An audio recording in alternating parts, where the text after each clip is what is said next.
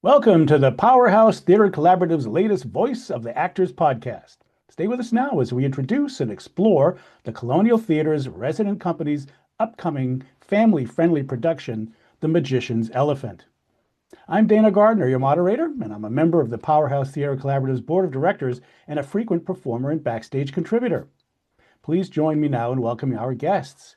First, the narrator of The Magician's Elephant, Emily Thompson. Welcome, Emily. Hi, thank you so much, Dana. I'm very excited. We're delighted to have you. Also joining us is Brian Halperin, Powerhouse co-founder and award-winning director of The Magician's Elephant. Good to be with you again, Brian. Hey, Dana, thanks for having me.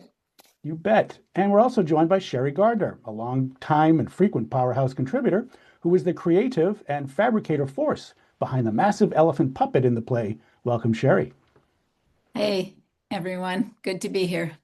I should also point out that Sherry is my wife and that next month we will have been together for 30 years. Let that sink in, huh? Amazing she's put up with you for that long, Dana. Yes, that's one way to look at it. And that's half an elephant's age, isn't it, Sherry? Yeah. Yeah. As a bit of background and context, The Magician's Elephant, the musical play, is based on the New York Times bestselling author Tate DiCamillo's 2009 children's novel of the same name. A stage musical version by Nancy Harris and Mark Teitler made its debut at the Royal Shakespeare Company during their winter 2021 season, and the U.S. premiere of the musical took place at Hale Center Theater in Sandy, Utah during their 2024 season. It's also been adapted into a 2023 animated fantasy adventure film on Netflix. The Magician's Elephant is set in the fictional Baltese, a European town where nothing extraordinary ever happens. Recovering from a recent war, it's a lonely and gray place where a young orphan, Peter Duchesne, lives a harsh life. Brian, this is a relatively new play. Oftentimes we're doing things that have been around for a while. Why this musical? Why bring it to New Hampshire for the first time? Many people perhaps haven't heard of it. Yeah, I had never read the book or seen the movie when this came across my inbox when MTI sent out an email to all the, subscribers saying we have this new musical available for licensing. And it just sounded cool, and they were offering a free read of it online. So I read it that day, and I was like, I think this sounds like a piece for Powerhouse. At the time, we were struggling to come up with what we wanted to put in this slot for this season. We call it our season of fun, where we wanted to do all fun things. And what could be more fun than the new challenge of putting a key character as a giant interactive elephant puppet? So before we committed, I contacted my resident puppeteer Sherry, and I said, hey, you think we can make it a life, almost life-size elephant that can move and walk around and do things on the colonial stage? And she may be regretting it now, but she said, yeah, we can do that, no problem. So once I had an elephant tamer on hand, I said, gave it some more thought, and we just decided why not be the New Hampshire premiere of this exciting new musical that fits really well with Powerhouse's sort of ethos and spirit and our membership. And Sherry, is this the largest puppet you've ever made or perhaps even seen? It's not the largest one I've ever seen, but definitely the largest one I've ever made. And what got you involved with puppets in the first place, if this is to be the perhaps climax, at least in terms of its size? Um, I'm kind of a shy person. I was an extremely shy child, and we had this situation in our family where every Sunday, well, sometimes Saturday, every weekend, we had to visit my father's parents, and the cousins were there, and everyone had to perform. It was usually some stupid song you'd recently learned on the piano, or you'd have to sing or do a little dance. And I'm the youngest of all the cousins and the youngest sibling, and it was just awful for me until my older cousin built me a puppet. And I remember it was Ibu, it was an owl. And my storytelling came alive. My cousins really got into it. The adults who were like basically just getting sauced all afternoon and into the evening and making the children entertain them until they started playing the This is a piano, family show, Sherry. It's a family show. singing. Yeah, I'm just saying. the adults would get a little wild as the evening went on. But these puppet shows began to get more and more complex, and my cousins were really into it, and we just did it like all the time. And then um, in school, it helped me deal with presenting things. I would do my presentations using puppets. And even in college, I remember I was more into mask making at that time, but I did some presentations using puppets, and it was always like hugely popular, and I didn't feel so shy because it wasn't me, you know? And then I didn't do anything with puppets until I had children and made some finger puppets with them. And then it just grew when I met Johanna and Brian, and our children were doing things at the Playhouse in the Weirs.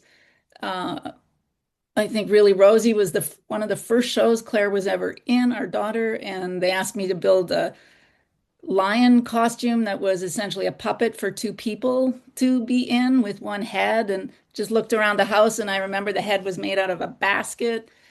And I don't know, then they asked me to teach classes and this puppetry thing just kind of grew. And I also have like used them therapeutically in my work, and I love anatomy, so I love putting them together and thinking about how that relates.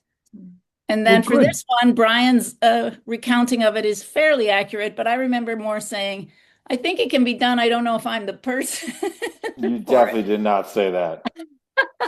But I did want to do it as a team, but I had some life interruptions, and I ended up doing most of it myself. And I think it would be much better if it had been built by more people.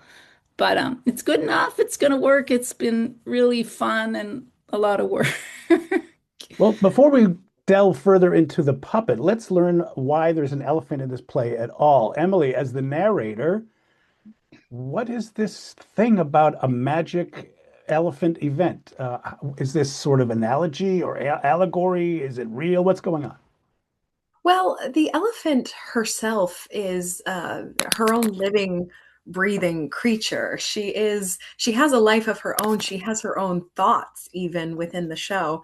So, I mean, in terms of allegory, I'm sure there is an allegory there, but she is just, I mean, she's not a person, but she is like her own individual self. She is actually what gets the ball rolling for Peter Duchesne.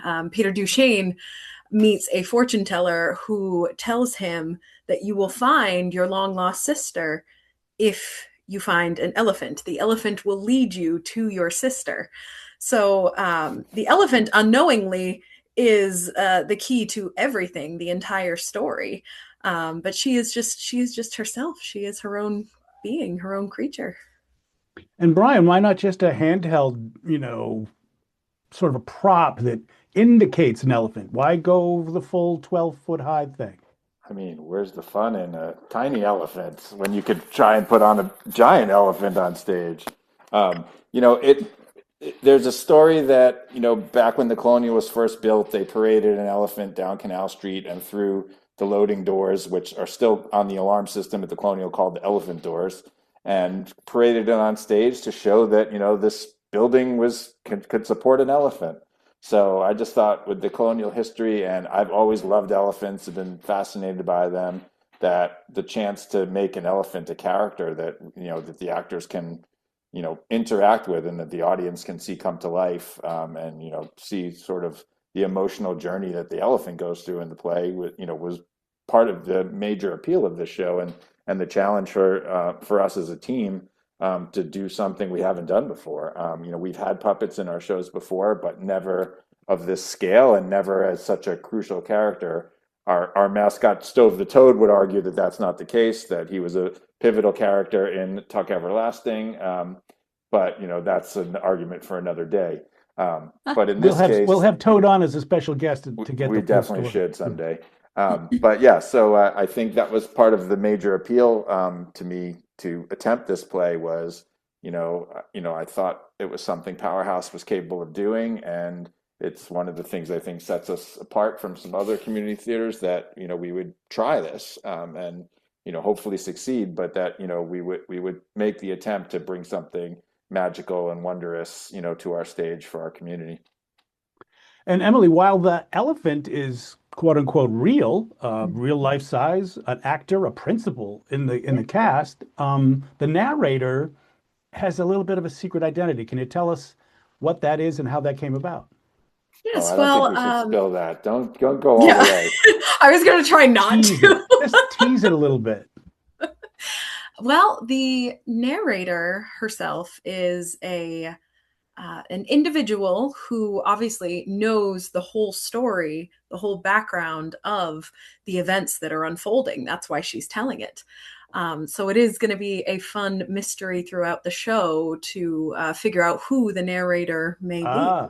And we do Or learn why that she at the end of wants the to tell show. this story. Why is it And why important she, to her? yeah, exactly. And why she wants to tell the story at all. Lots of intrigue. Emily, Yes. speaking of intrigue, tell us a little bit about yourself. What do you, you've been with Powerhouse for just over a year or so, but you've been in quite a few productions already. How did you get started in acting and singing? And what do you do when you're not being a creative artist? Of course. Yes. I began my acting journey, my acting career, as it were, back when I was in my early teens. I had gone with my middle school to see A Christmas Carol at the Palace Theatre. And some of my fellow classmates were in the production, and I saw them on stage, and I said, I can do that. I would love to do that. And from there on out, it kind of just it was all history. I did theater throughout my teens at the Palace Theatre. I went and studied musical theater at NYU. I kind of took a big hiatus from the stage for almost about 10 years or so, with one little break at Prescott Park where I did the summer show Seussical there. But I did take a good break for 10 years, and I turned 30 in November of 2024. And at 30, all of a sudden I had this revelation that, oh my gosh, life is really passing me by. And I miss doing, theater. I miss performing. I miss being on stage. So that's what kind of led me back to the stage. I performed with the Concord Community Players. We premiered Ken Ludwig's play, The Gods of Comedy. And while doing that performance, my castmate, Alex Hunton, who is a Powerhouse regular as well, had said, you should audition up at Powerhouse in Laconia. We're doing the Hunchback of Notre Dame musical this spring. And I am such a fan of the movie. I had to be in the show. So I auditioned, and yeah, I was welcomed so warmly to Powerhouse that they can't get rid of me now. Well, you must have done a good job because it won the Best Musical Community Theater Award from the New Hampshire Theater Awards team recently. I know, incredible. That was Congratulations. certainly not on my account. That was everyone. It was just such a beautiful production, and it would have taken no less than, however many. I think there was like 70 of us. So it, one less, and it would have been, half as good as what it was. It took everyone, really, truly. It was definitely a team sport. Yes. Emily's a And what great do you do example. when you're not on stage? Oh, sorry, go ahead. What do you do when you're not on stage, Emily? Oh, currently I am serving up some brunch at the Friendly Toast in Concord. So stop on by there. It's really good food. A new sponsor this year, thanks to Yes, Powerhouse. Thanks to who Emily. is sponsoring Thank you to one Friendly of our Toast. productions. Yeah. All right. But Emily Well, Dana is a great example of how the Powerhouse community just keeps building. Like Yeah. talented people come in because, somebody invites them to come audition because, they want new, talented, kind people in the group. And, they come in, do a good job, feel part of the community. And, there's sort of two levels to Powerhouse. There's the sort of artistic achievement. Yes, we're doing high quality shows that challenge people with new things like Magician's Elephant or really difficult things like Hunchback, but also creating an environment that people feel happy in, and going to rehearsal is joyful, and it's it's the chosen family kind of thing, and so we get when we get talented people like Emily who come out, we try and make them want to stay.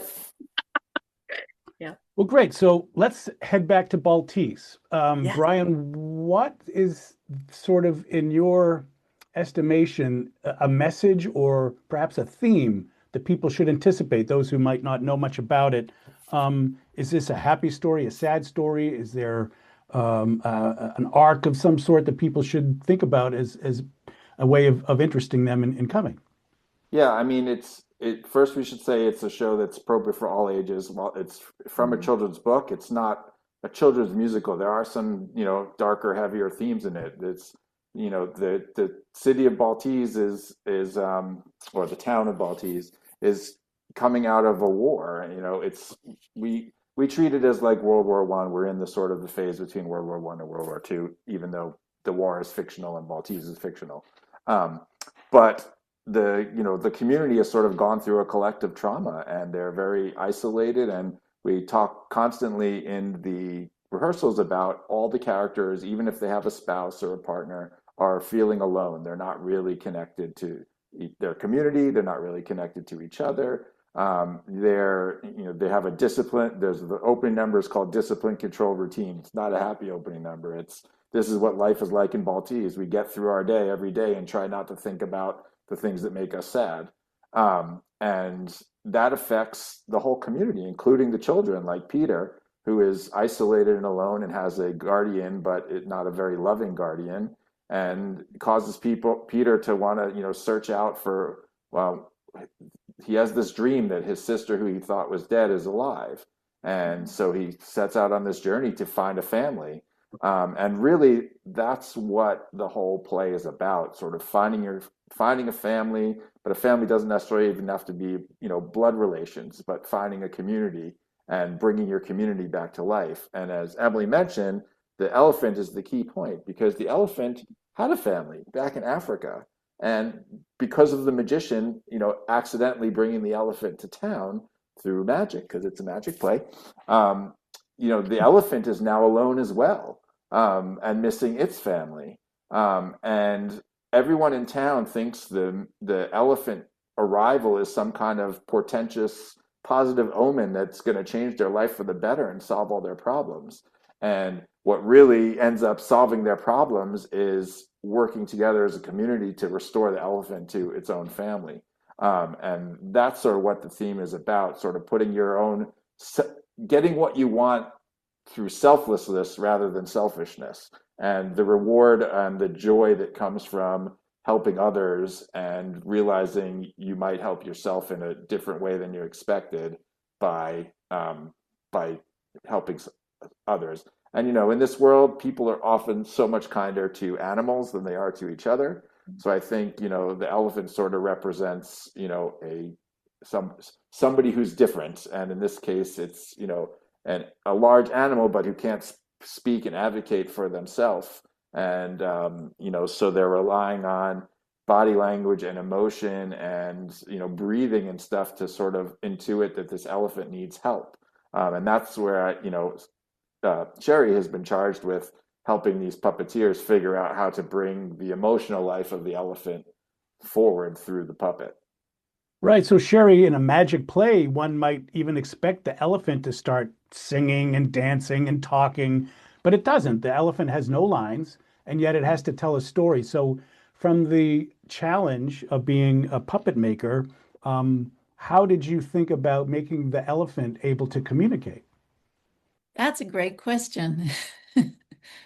Uh, um, basically, uh, it's not the first giant elephant that was ever built. Particularly, it's an African elephant, but particularly Indian elephants are all over the place in India because of Ganesha, the Hindu god. Um, so, they're in parades a lot, and they've been built before. So I did some research. I've also studied puppeteering, and basically a lot of puppeteering, whether you have dialogue or not, involves conveying emotion through your body, through breathing, through movement. So all of those aspects of it had to be incorporated. Also, one of the things with building a giant puppet, it needs to be really light. People can't carry, 200 pounds for 2 hours every night and not hurt themselves. So I was constantly seeking out fabrics and materials that were flexible and could indicate breathing or movement just from the structure. And then I've been working with the puppeteers, and they've been really, really responsive and great about there's three of them in it and one of them outside it, but they have to all be one animal. And that has been the greatest challenge because they're used to being individual actors and they kind of are struggling, I would say, a little bit to really become unified, primarily through their breath. But there's But also there's ears and eyes and a trunk, which are major facets in helping the elephant convey emotion. And Sherry's built in some movement into those things to help to help convey through the head and the face what the elephant is feeling and Yeah. thinking. so it is a moving, emoting, capable of gestures puppet. Mhm.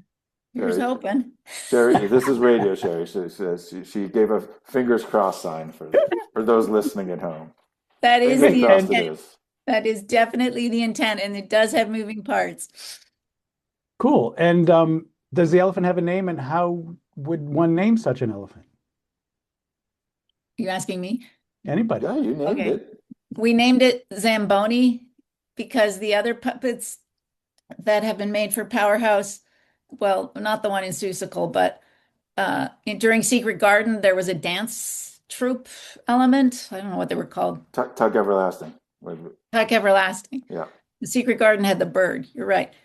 In Tuck Everlasting, there's like a dance fairies or something. I don't know. They were amazing, but I can't remember what they were called. Spirits of the Spring. The spring. And they decided to name all the puppets in the show after different appliances. So there's a Stove the Toad, refrigerator, there's a stove, the toad, range, microwave. the horse. And so I was thinking, well, this is what's the largest appliance I can think of? It's not really an appliance that you interact with, but because we're here in New Hampshire and because I've been around a lot of ice my whole life, I thought Zamboni and I floated it by Brian and Brian was like, yeah, and it kind of sounds a little bit, like it could be from Africa, like Zaire, I guess. And so we ran with it. So we're calling It her. also sounds a bit magical too. It does also sound Great Zamboni. Yeah, It's a great way to totally there attract could be a magician named the Great Zamboni. yeah. a great way to get more hockey players to come. Yeah. I was going to say earlier, though, like even I was working on the elephant in the garage, and one of my son's friends was over, and he used to do Powerhouse, or not Powerhouse, but like Playhouse shows when he was younger.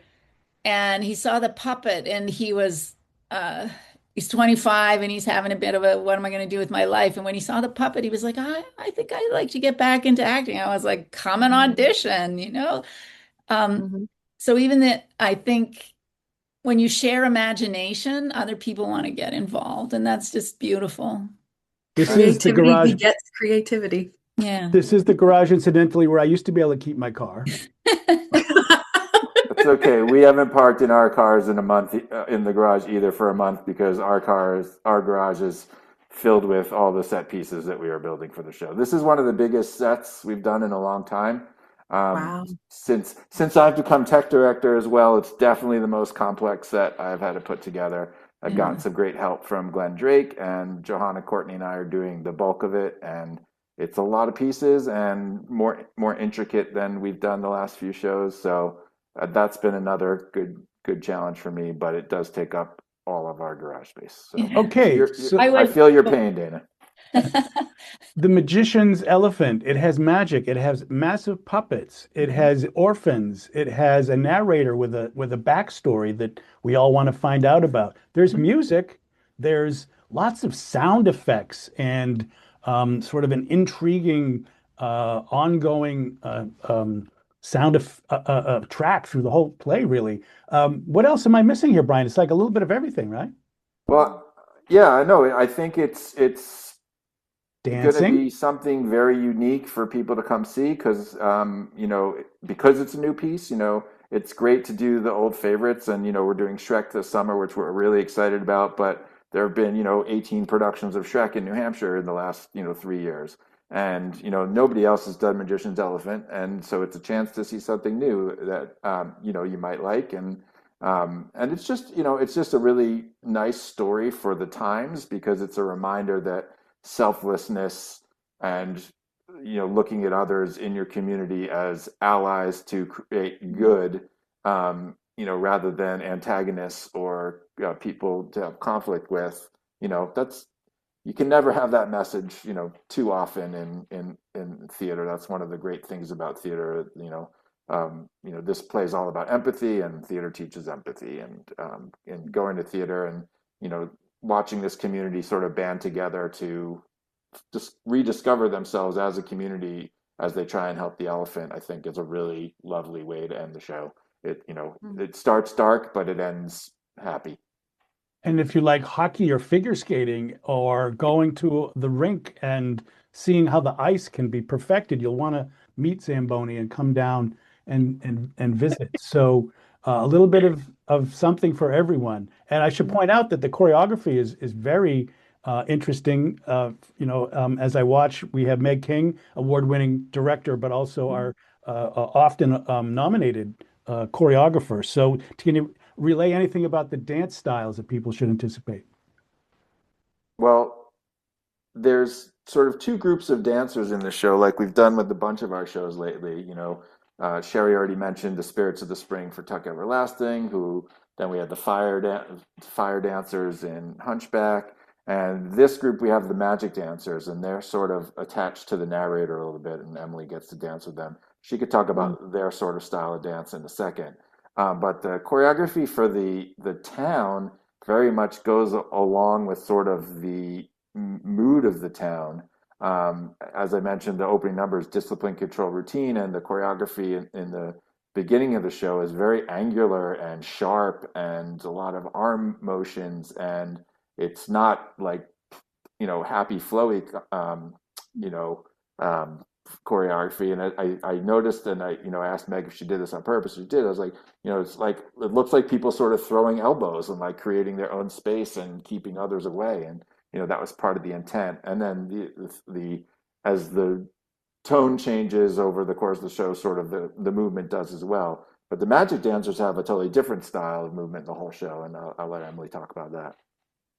Yeah, the Magic Dancers, as sort of an extension of the narrator herself, they are there to help tell the story, and their style of choreography is very expressive. I mean, there is one number where one of the characters, Leo Matien, waxes philosophical about a menagerie of animals popping up in cities all over the world, not just this elephant in Maltese. And the way the Magic Dancers portray the animals spoken about in the song, it just makes me so excited every time, because it really does tell the story of an animal, just the movements, the certain affects of animals. So their style of dance is just so beautiful, and it really does help illustrate whatever number they're in, specifically a lot of numbers with the narrator. So it really, not only is the narrator verbally telling the story, but you're visually seeing the story being told by these magic dancers. And it's just beautiful. One of the nice things about some of our recent productions is we've heard from people that have brought their children that it's, perhaps one of the first live theater and certainly musical theater experiences that they've had. And so one of the things that's very fortunate in having the Colonial Theatre here in central New Hampshire is if you have young children and you want to have them experience something that's not a screen, and that perhaps will open them to a whole new way of seeing entertainment in a big room with lots of other children, this would be a great way to sort of, I think, initiate or introduce your kids to theater and magic. And we should add, we're trying something new for this show. Instead of having two evening performances and one matinee, we're having one evening performance and two matinees. So if you want to see it at night, it's only Friday night, May 1st. On Saturday, May 2nd and Sunday, May 3rd, there'll be matinees only at 2 p.m. And this was partly because it is a full-length musical. It's a good, 2 hours and 20 minutes or so. So we thought to encourage families to come with children, giving them more opportunities to see it in the afternoon rather than keep the kiddos out super late in the evening was a better choice. But we are filling the Saturday night, May 2nd slot, since we have the space and we're there all weekend. Our Circuit Breakers improv troupe is going to be performing their first circuit breakers only improv night for adults 18 and up, so they can be a little freer with their language as they improv. But so that's another event. You can bring the family to the matinee of the Magician's Elephant, and then get a sitter and come back for the adults comedy night of improv. The same, all in the same day. Maybe the improv troupe should start incorporating some of Sherry's puppets into their routines. They might Just enjoy a that. just a random thought. Oh, and do please come see the show so I can get my garage back. With that, you've been listening to the award-winning Powerhouse Theatre Collaborative's latest Voice of the Actors podcast, and we've learned about the New Hampshire premiere of The Magician's Elephant, which plays May 1, 2, and 3 at the Colonial Theatre at 609 Main Street in beautiful downtown Laconia. And now a big thank you to today's guests. Play principal as the narrator, Emily Thompson, Powerhouse co-founder and director of The Magician's Elephant, Brian Halperin, and master puppet maker, the force behind the elephant Zamboni, Sherry Gardner. Thank you to you all. Thanks, Thank Dana. you. Remember, tickets are on sale now at the Powerhouse Theatre Collaborative and the Colonial Theatre websites, as well as at the Colonial's box office in Laconia. Go to these sites for your tickets, not overpriced imposters. And also, get involved yourself as an actor, behind the scenes, or as a supporter of the many upcoming Powerhouse Theatre Collaborative productions.